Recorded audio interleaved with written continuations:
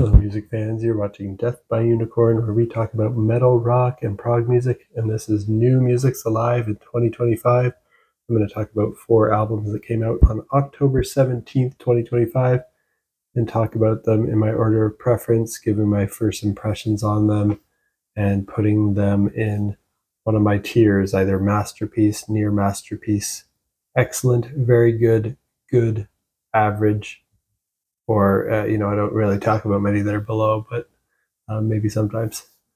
So let's start off with an amazing one, an Abstract Illusion, with their album The Sleeping City.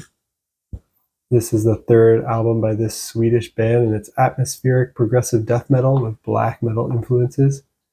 And this one I'm putting right in my masterpiece tier right now. If you haven't heard this, you got to check it out now. Buy a physical copy.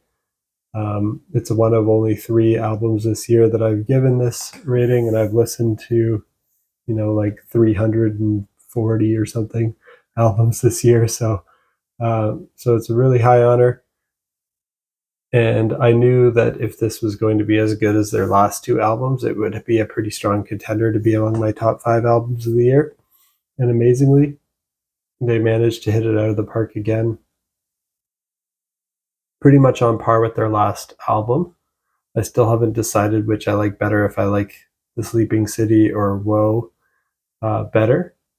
I've listened to this Sleeping City 3 times now, and definitely check it out. If you're a fan of Ne Obliviscaris, Kardashev, Persephone, Wilderun, Opeth, and Xanthocroid, and those types of bands that are cinematic, progressive, epic, extreme, and adventurous, that's an Abstract Illusion. The opening track, Black Murmur, has vocals with more of a black metal feel to them, and the album features some guest musicians playing violins and cellos to add to the epicness and the cinematic feel. Most of the vocals on the album are harsh, but there are some great clean vocal moments too. And the album more prominently features synthesizers, which is an interesting twist. And my favorite track at the moment is Emmett, but really every moment of every track on this album is amazing. That's The Sleeping City by an Abstract Illusion. I don't really have anything from October 17th in my near masterpiece or my excellent tier, so we're going to drop down to my very good tier, which has The Last Dinner Party and their album From the Pyre, the 2nd album by this band from the UK. It's indie rock with progressive pop and art rock influences. And Last Dinner Party is an all-female band. I thought their debut album was very good as well, but I didn't go back to it much. But if you're a fan of bands like Bent Knee, I think you'll like this. I enjoyed the early single I heard from this new album ahead of time called This Is the Killer Speaking. And I really enjoyed this whole new album from start to finish, From the Pyre. I think it's even a bit better than the debut, though it's kind of in the same ballpark. I also think if you're a fan of Rosalie Cunningham, you should like this. It's similarly artsy like that, and it has that theatrical quality to it, as well as a bit of an old school sound while also sounding new at the same time. And the track Rifle has a part where they sing in French, but otherwise the vocals are in English. And I also think fans of Black Country New Road will like this. It's got that kind of similar indie, folk, baroque, and pop influence mixed in with progressive art rock and the female vocals. Like them, it sounds kind of like artistic kids who went to music school but are writing interesting songs that are a joy to listen to. So yeah, if you like that kind of indie rock with progressive pop and art rock all mixed into a blender, definitely check out From the Pyre by The Last Dinner Party. Next up, I want to talk about an EP by a band called Carach Angren. I don't know if I'm pronouncing that correctly, but the EP is called The Cult of Kariba. And this is a black metal band from the Netherlands. They do a symphonic melodic black metal sound with some industrial metal influences in there. And I'm putting this one in my very good tier as well. And I never listened to an album by Carach Angren before, but I heard the single. I think a lot of the lyrics are not in English, and a lot of the song titles aren't either. I'm not sure if it's Dutch or something else, but the single is called Ik kom uit het graf.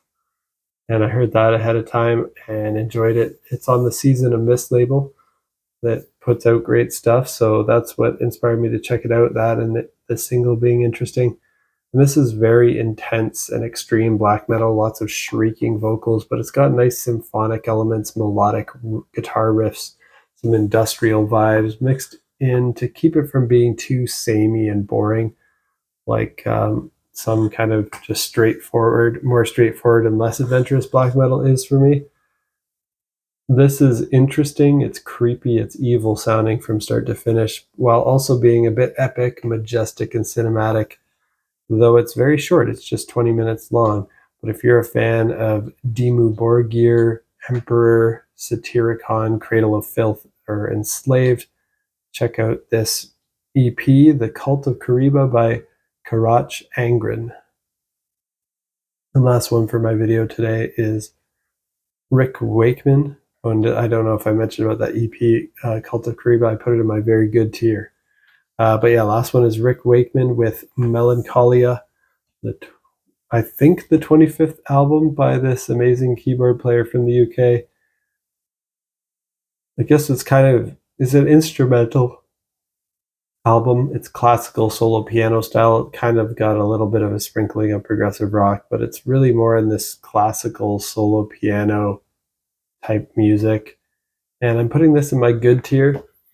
Now, I think it's Rick Wakeman's 25th studio album. Of course, he's the amazing English keyboard player from Yes, but he has so many albums it's hard to know what even counts. I think there's 94 on Rate Your Music when I checked for him, but some of those are movie soundtracks, like he's done 7 of those, and some are collaborative albums where he collabs with one or more artists. There's like at least 14 of those. Some are him playing classical music composed by others or Christmas songs, so those to me don't really count as studio albums, and some of him are him playing piano arrangements of Yes songs, which don't really count to me as original studio albums. So if you don't count those types of releases, I think it's number 25, but even within those 25, he's got a lot of variety. Some of his solo albums are prog rock, some are classical, some are more new age ambient, and some are more straightforward, accessible rock. Some of them have vocals, some of them are instrumental. Now this one is solo piano with no vocals, just more of a classical feel, really great piano playing and composition. I tend to prefer his more progressive work, so this is just going to be good tier for me. But if you just want to hear amazingly done classical solo piano songs that are amazingly performed by a piano virtuoso and just nice compositions and melodies, then check out Melancholia by Rick Wakeman.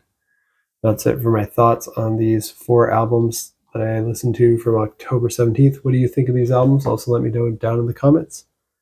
And is there anything else that came out recently that you think I might enjoy? Also let me know. And if you like metal, rock, and prog music, you're in the right place. I talk about my first impressions on new stuff that comes out every week. And sometimes in between that, I do other videos on random other topics. Sometimes I talk about old music. But in about a week's time, I'll be talking about new stuff, a new live album from Leprous, and then new stuff from Hail the Sun, Serge Tankian, Lars Fredrik Foreisley, Big Wreck, Psychonaut. So stay tuned in about a week's time, and if you want to hear my first impressions of those. And until next time, peace out.